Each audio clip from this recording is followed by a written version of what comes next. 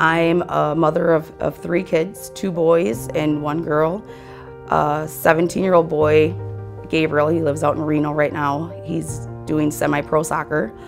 My 13-year-old son, Micah, he is playing baseball and along with pit bike racing. So Saturdays are usually our days that we go to the flat track, which is a new hobby. Along with his baseball, I also play softball every Friday, which I picked up about 3 years ago. And I have a 2-year-old daughter, Stella. Stella was not planned. She was definitely surprised. I always said I could never be a girl mom, and I get a girl, and she has taught me to be kinder and softer and sweeter. My struggle with substance use really kicked off around 16. I always call it dipping and dabbling. When I was 12, 13 with cigarettes, stealing alcohol from my parents, which progressed into smoking weed and starting to hang out with the wrong crowd. It turned into cocaine use. I got pregnant at 17 with my oldest son. With that came a lot of back pain. I was prescribed Vicodin after I had him. After a year, they took me off of the Vicodin, said I didn't need it. And at that time, I didn't know what addiction was. I didn't know that this little white pill was gonna flip my life upside down.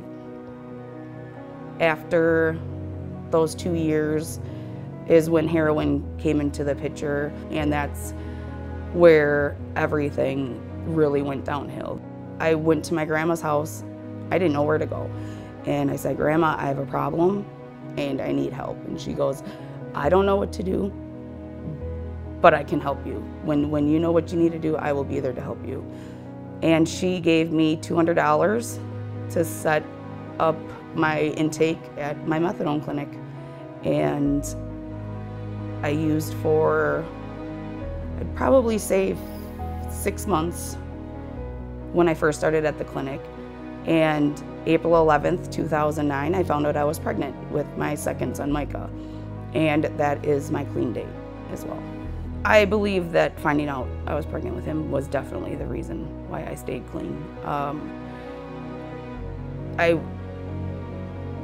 I was a few weeks, I'd say like a couple of months pregnant. So I was using still the early stages of my pregnancy, and looking at that pregnancy test, just like, I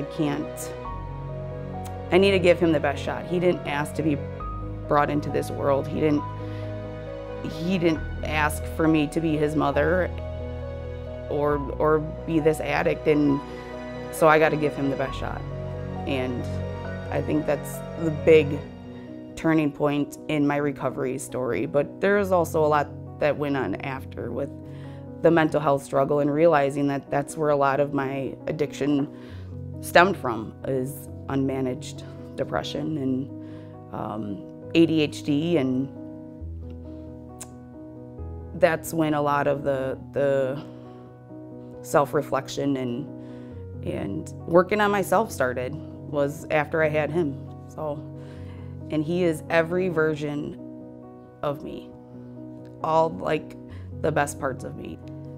My biggest reason for recovery, I feel like, is my kids. It always comes back to them. I tell people addiction was selfish, and recovery needs to be just as selfish. You got to do it for yourself, but sometimes it's hard to do things for yourself, and those struggles, those days that just suck and you just don't want to move or get out of bed, and you remember, well, I remember that I got 3 kids that need me, and I've come this far. I'm not gonna steer off course. My hopes and goals for the future are, $1 million question. For myself is to stay on this path. And for my family is just to be happy and healthy, coming full circle from a very dark place and to where I am today. It's so rewarding with all the joy and the excitement, especially getting somebody into services and then you check in a few months later and they're doing amazing and they're working and they're healthy and they look amazing. It's just like, why can't we do this for everybody?